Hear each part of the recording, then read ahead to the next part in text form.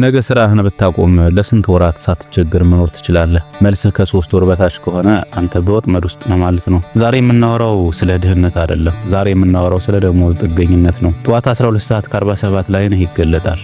አላርም ከመጮው 7 ደቂቃ በፊት ማለት ነው። ለ13 ዓመታት በአንድ ድርጅት ውስጥ ስትመላለስ ሰውነትህ ይሄንኑ መደጋገም ለምዶታል። ስራ ያስተማማኝ ነው፣ ደሞዙ አይከፋም፣ ጥቅማ ጥቅሙም አለ፣ ኑሮ የተደላደለ ነው እያልክ ራስህን ታጽናናለህ። ነገር ግን ብቻህን ጣሪያውን እያየህ ስታስብ ከአእምሮህ ሊወጣ የማይችል አንድ የሚረብሽ ስሜት አለ። ወላጆችህ አልመውት ከሚያውቁት በላይ ብዙ ገንዘብ ታገኛለህ፣ ነገር ግን ደግሞ ከነሱ በላይ ባዶነት ይሰማሃል። በሚቀጥሉት ጥቂት ደቂቃዎች ውስጥ ይህ ዝም ብሎ በአጋጣሚ የመጣ ሳይሆን ሆን ተብሎ የታቀደ መሆኑን አስረዳሃለሁ። ይህ የደሞዝ ወጥመድ ይባላል። የሳራን ምሳሌ እንመልከት። እስኪ ሳራን ተዋውቋት። እድሜዋ 34 ሲሆን በአመት $85,000 ታገኛለች። በወረቀት ላይ ካየነው እሷ በአገሪቱ ካሉ 20% ከፍተኛ ተከፋይ ተርታ ትመደባለች። ሀብታም ነኝ ብላ ሊሰማት ይገባ ነበረ፣ ግን እንዲህ የሚል ስሜት የላትም። ሳራ በየ2 ሳምንቱ ደሞዝ ይከፈላታል። ከታክስ በፊት ወይም ደግሞ ታክስ ሳይቆረጥ $3260 ይጻፍላታል። ታክሱ ተቀንሶ እጇ ላይ የሚቀረው $2458 ነው። ወጥመዱ ያለው እዚህ ጋር ነው። እንግዲህ ሲስተሙ ለሳራ ምርጫ ይሰጣት። ገንዘብሽ ይሄ ነው፣ እንዴት እንደምትጠቀሚበት ወስኚ አይላትም ማለት ነው። ይልቅስ ሳራ አይኗ ሳያየው ገንዘቧን በተዘዋዋሪ መንገድ ይበታትነዋል። እስቲ ስሌቱን ላሳያችሁ። ለቤት ኪራይ $1200፣ ይህ ማለት እንግዲህ ከደሞዟ ግማሹን የቤቱ ባለቤት ይወስዷል ማለት ነው። ለምግብ $400፣ ለመኪና ክፍያ፣ ለኢንሹራንስና ለነዳጅ $550፣ ለስልክ ለኢንተርኔትና ለተለያዩ ወርሃዊ ወጪዎች $120፣ ለመብራትና ለውሃ $140።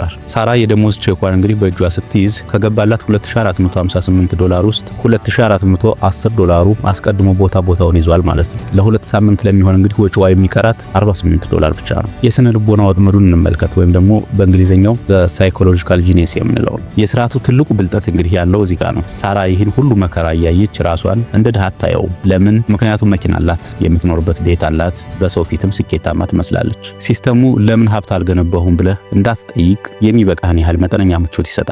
ገንዘብ በጅምላ ገብቶ በችርቻሮ ሲወጣ አእምሮህ ባለህበት እየረገጥክ መሆንህን በቀላሉ አይረዳውም። ባጭሩ አንተ ያለህ የደመቀ ኑሮ ወይም ደግሞ ላይፍ ስታይል እንጂ እውነተኛ ሀብት ወይም ደግሞ ዌልዝ አይደለም ማለት ነው። የኑሮ ዘይቤ ግሽበትን እንመልከት፣ ወይም ደግሞ ላይፍ ስታይል ኢንፍሌሽን። አሁን ደግሞ ይበልጥ ወደሚያስረው መረብ እንለፍ። ሙሉ ስርዓት የተዘረጋው በደሞዝ ላይ ጥገኛ እንድትሆን ተደርጎ ነው። እስቲ አስበው፣ ጥሩ ትምህርት ተማር ትባላለህ። ለትምህርቱ ምናልባት ትበደራለህ። ከዛ ያንን ዕዳ ለመክፈል የግድ ስራ መፈለግ ይኖርብሃል። ጥሩ ደሞዝ የምታገኝበት ስራ አገኘህ እንበል፣ ለምሳሌ በአመት $60,000። ነገር ግን ስራውን እንደጀመርህ አንድ አስገራሚ ነገር ይፈጠራል።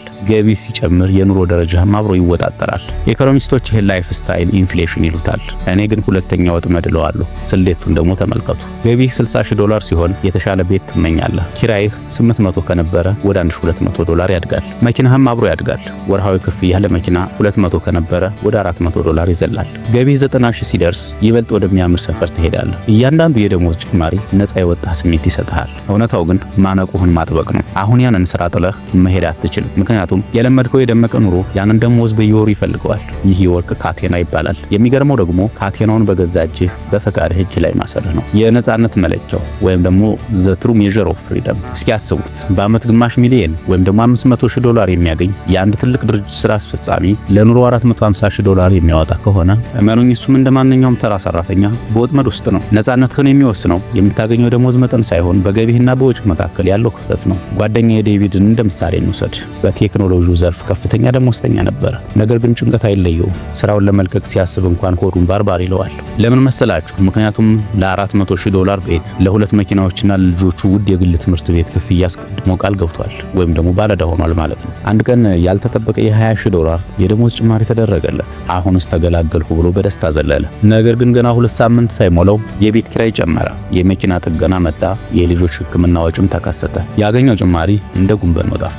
የገንዘብ ጭንቀቱን ባለበት ቀጠለ። ይህ የስርዓቱ ትልቁ ተንኮል ነው። በደሞዝ ጭማሪ ሀብት እየገነባህ አይደለም። ይልቁንም ገቢህ ከሚያድግበት ፍጥነት በላይ ራስህን በማታውቁ መንገድ የግዴታዎችህና የዕዳ እስረኛ እያደረግከው ነው። ነገ ስራ ብታቆም ለስንት ወራት መኖር ትችላለህ ሳትቸገር? በሐቀኝነት አስበው። መልስ ከ3 ወር በታች ከሆነ አንተ በወጥመድ ውስጥ ነህ። ከ60% በላይ የሚሆኑ ባለሙያዎች ያለ ደሞዝ ከ1 ወር በላይ መቆየት አይችሉም። ይህ ማለት በማንኛውም ሰዓት ከኢኮኖሚ ቀውስ 1 ወር ብቻ ትርቃለህ ማለት ነው። ይህ ሰላም አይደለም። ይህ ምቹ እስር ቤት ነው። አንድ ወጥመዱን ካወቅከው ጥያቄ ይቀየራል። እንዴት ብዙ ገንዘብ ላግኝ ከማለት ይልቅ ገንዘቤ ለምን በሙሉ ይወጣል ትላለህ። እንዴት እድገት ላግኝ ከማለት ይልቅ እንዴት ንብረት ላፍራ ብለህ ትጠይቃለህ። ይህንን ለማስተካከል 3 እርምጃዎች ያስፈልጋሉ። አንደኛ፣ ገቢንና ሀብትን አታደባል። አያልቅ። $200,000 ደሞዝ ገቢ ነው። $50,000 ቁጠባና ኢንቨስትመንት ግን ሀብት ነው። ሁለተኛ ክፍተቱን አስፋ።